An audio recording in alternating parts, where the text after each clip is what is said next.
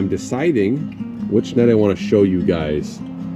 I'm deciding between the webbing. Should I go with the white webbing and the red stripe, or the multicolored one? It's going to be a Brazilian style net. Americans call it a bottom bag. You'll hardly ever see it here in the US. Hardly any fishermen throw it. You basically have to either, one, make this net on your own, or you have to pay somebody to make the net. So we're gonna show you guys how I'm making this net in the episode. This is braided line. I know it looks like monofilament on the camera, but it's actually braided, and I think it's 30-pound line. So it's gonna be an absolutely tough net. It's gonna take a big fish to rip a hole in this net. This is basically what we're trying to make. This is what weighs the net down and makes the net sink to catch the fish. So you need about, I would say, 150 of these. We're going for 10 pounds, ideally, of lead. And so you can't buy this in the US. It's impossible to find. You will never find a 4-inch weight. So I made about 20 of them yesterday. These leads right here are made from reclaimed wheel weights.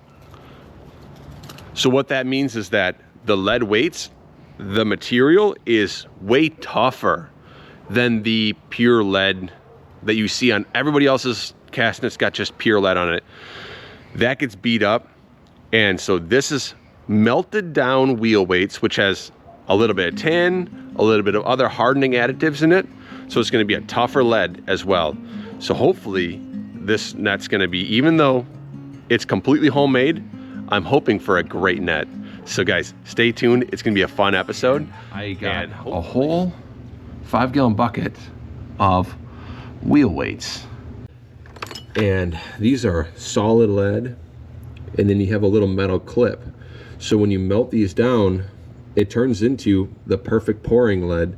You just got to scrape out those clips once it's molten.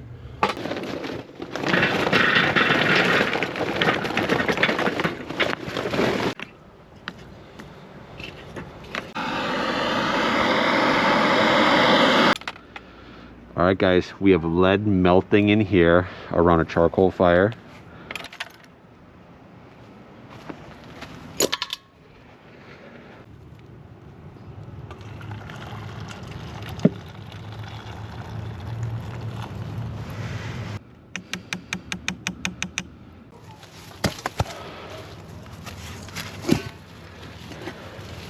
Ooh, still hot.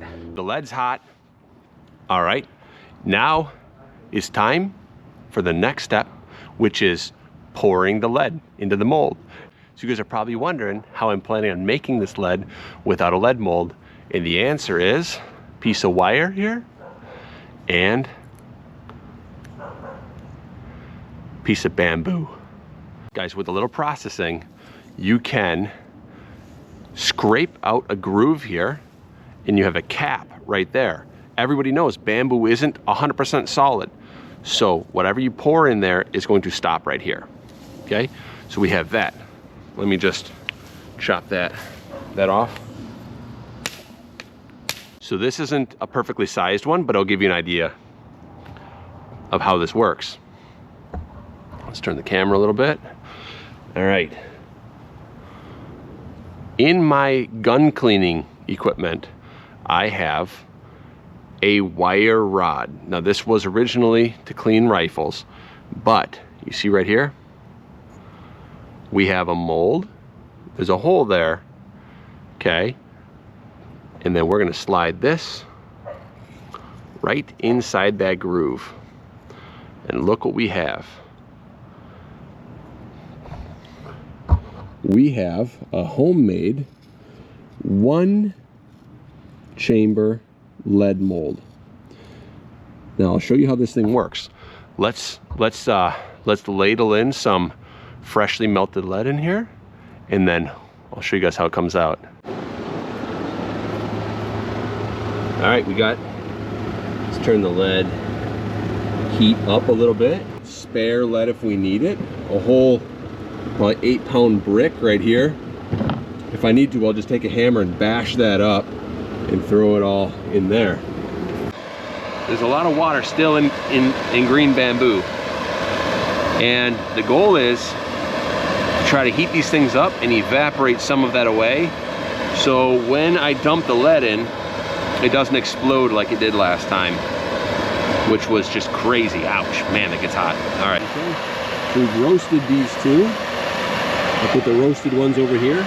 So we have all of these roasted green bamboo patterns made.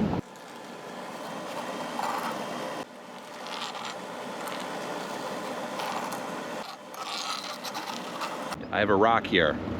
Now lead is so dense that when I put this rock in the lead, it's actually going to float on top.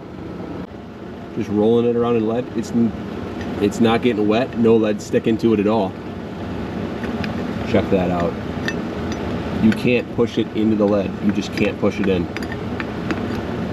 So, we're gonna pull that thing out of there. And we're gonna bring this over to the workstation. Let's dump this in.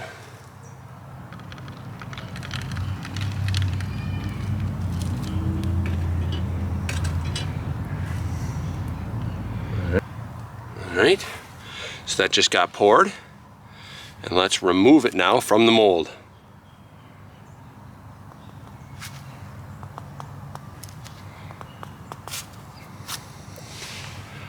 And there it is. One perfectly poured cast net lead. And that's how we do it. We're gonna do this about 20, 30 times per hour. So it'll be about 3 hours of this. All right. That's looking better.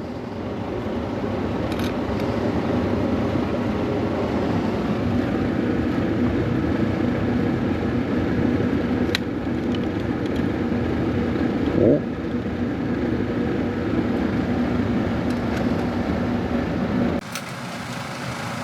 One, two.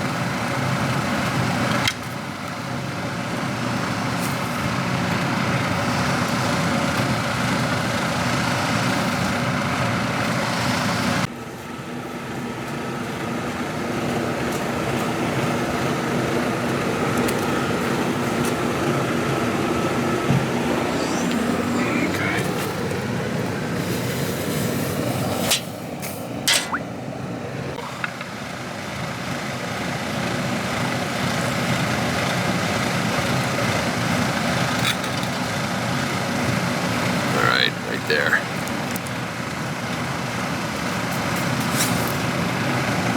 Perfect print.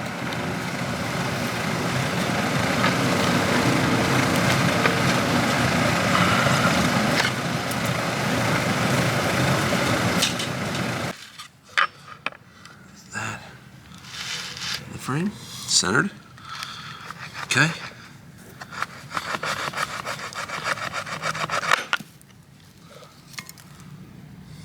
A little piece came off there. And that's what that edge looks like. All right, now we're gonna measure it out with the other lead. So right here, the knife right about there. Set this lead off to the side and roll it.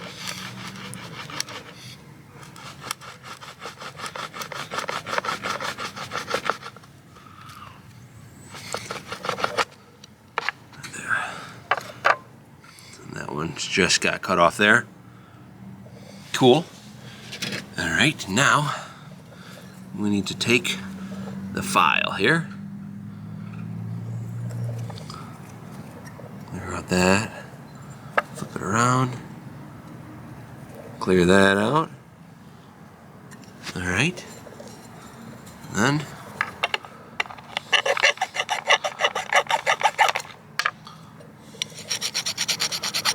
that. We need to take the burr off of it now.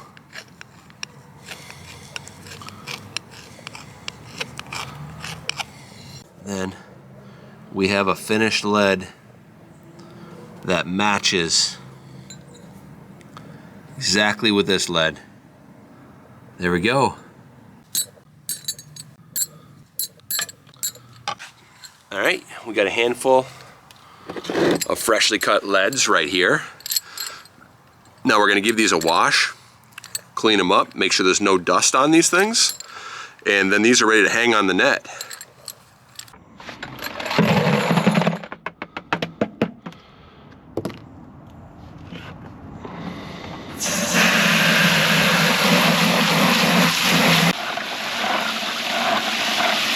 There you go, fresh, clean leads.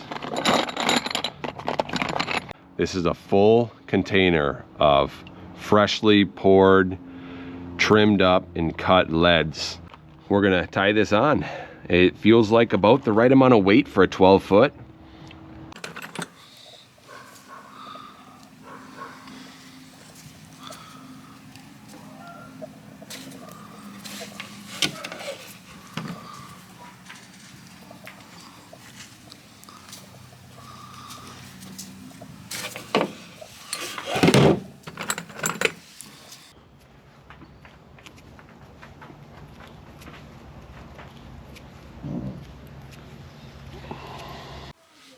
All right, we're gonna start hanging this lead line now on the bottom.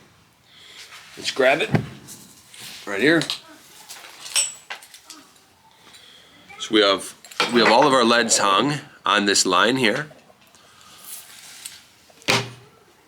And we got a cord. We got a net tool here with 80-pound braided line. Slide these leads down.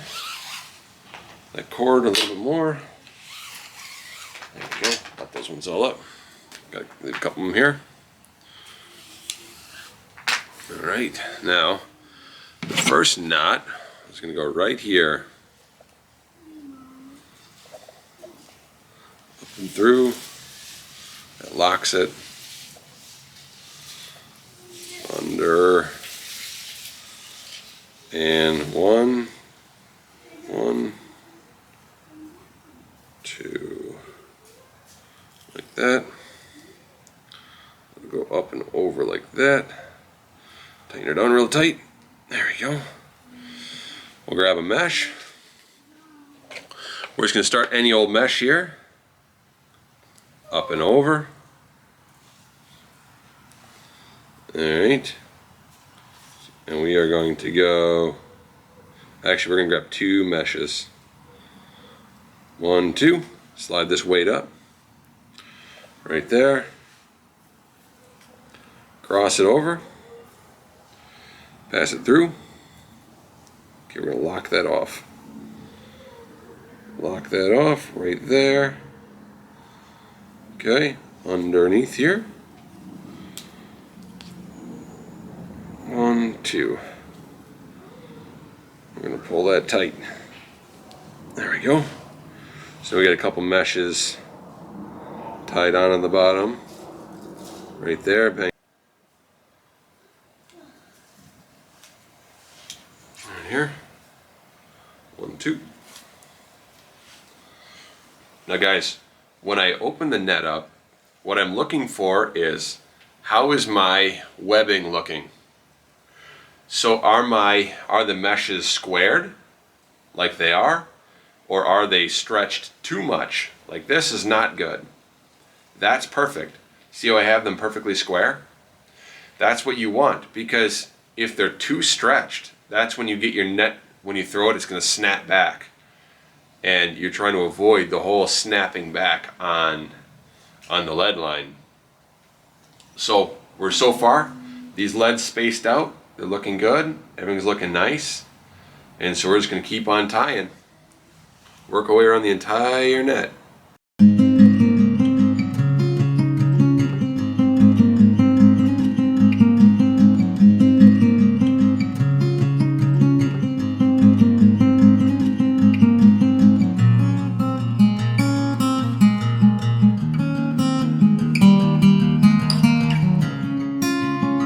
We'll give them a little melt together.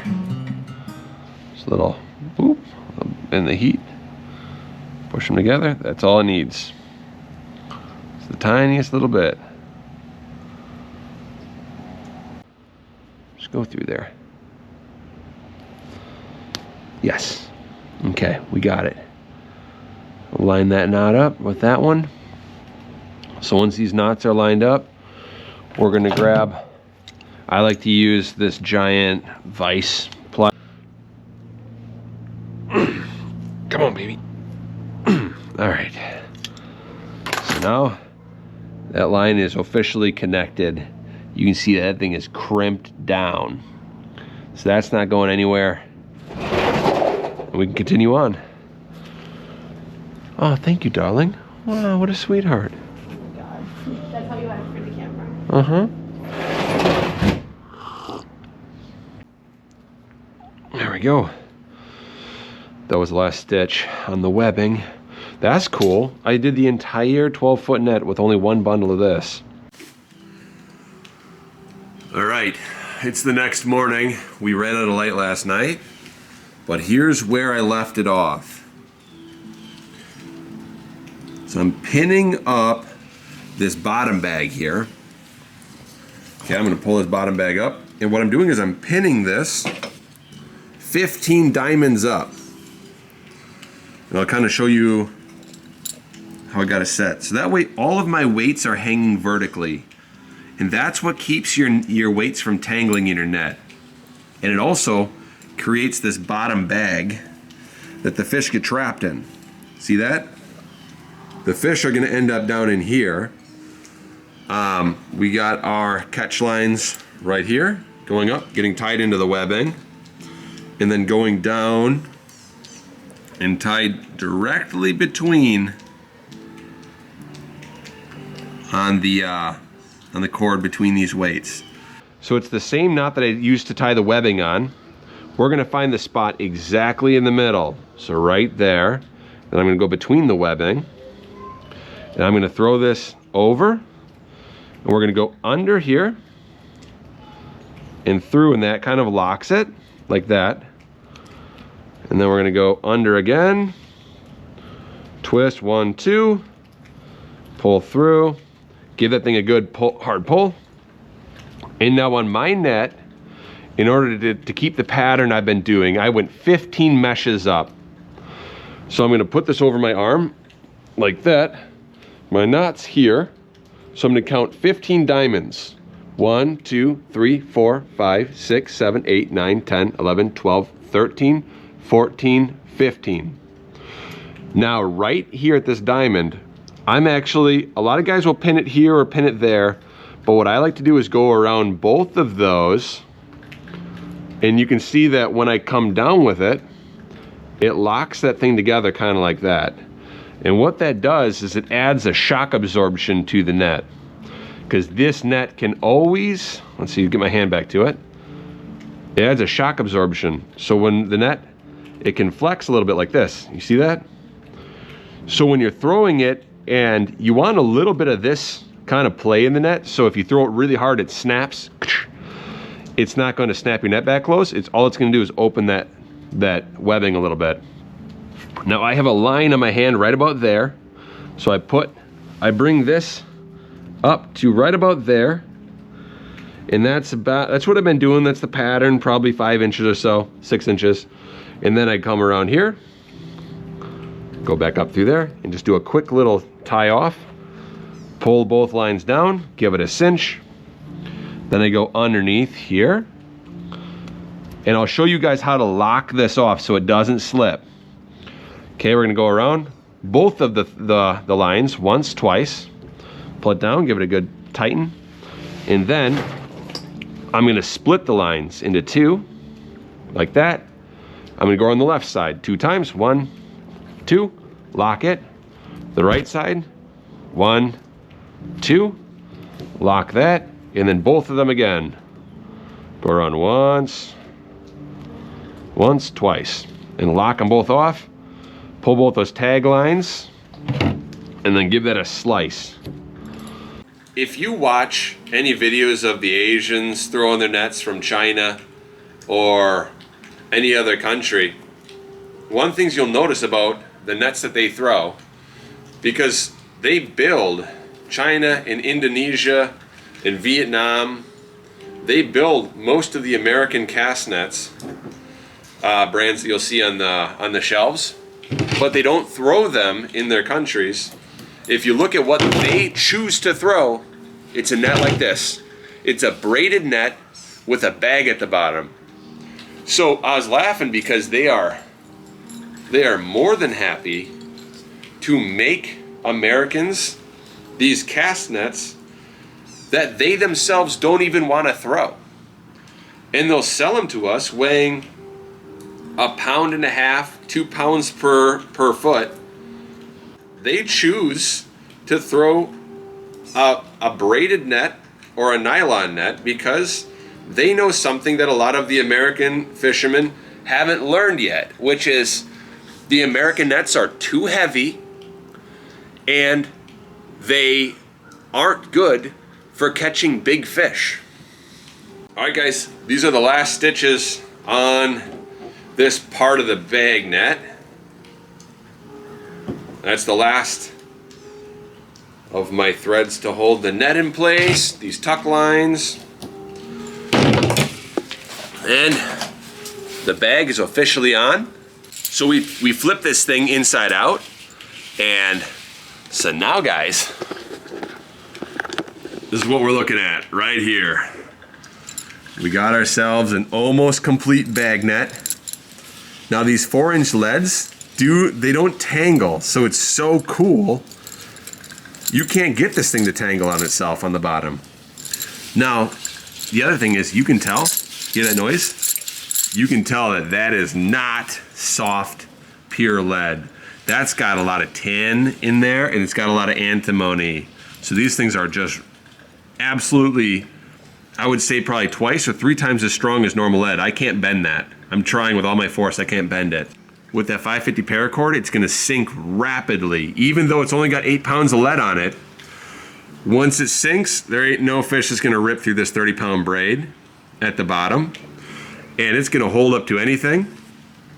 When you pull this net in, these vertical leads are gonna slide like skis across the bottom, picking up way less weeds and debris and coral and all that kind of stuff.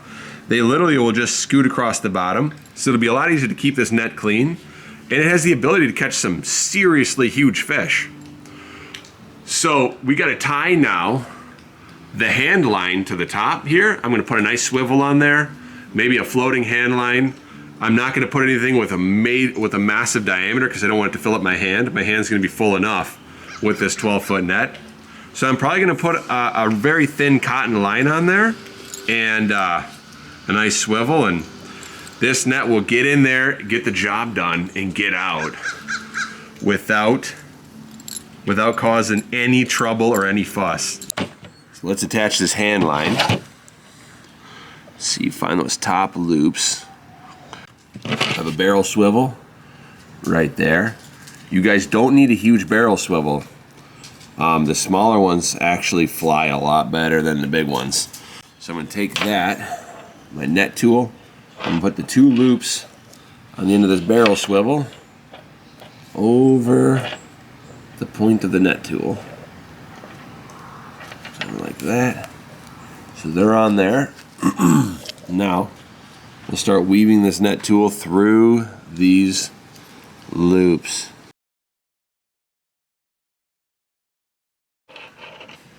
Alright, we're picking up the last knot right here. Fold that over. Now, all of our webbing is over the needle here. So we're going to take this and we're going to push it through. Okay. So now we have the cord with the swivel going through here. I'm going to pass the swivel through there and pull that nice and snug. Pull this off the needle, and that's how we attached the swivel to the end or to the top of the net. That's a huge step, guys. Now we're going to tie the blue hand line to the end of this and run it out about 30 feet and put a little loop at the end of that. So here's what I chose for the hand line.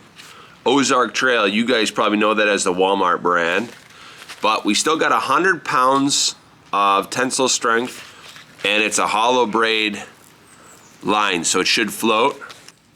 This loop right here, the swivel, and then we're going to do a standard fisherman's knot. Like that. Once, twice, 3 times, and then back through the loop like that, and then push it from the bottom and pull it tight. There we go. And that is a perfect knot to attach your hand line to your net. And then we're gonna run this thing out 20 feet, so that is about 4 arm lengths. So that's about 6 feet.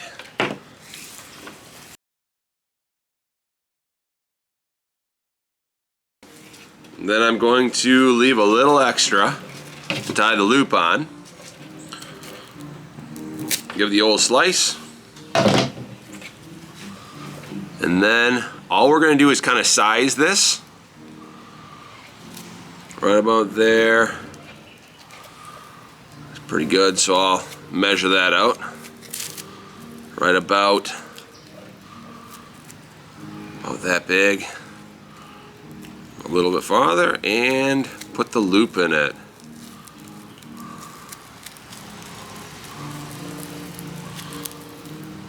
See if I can slip that on. I doubt I can.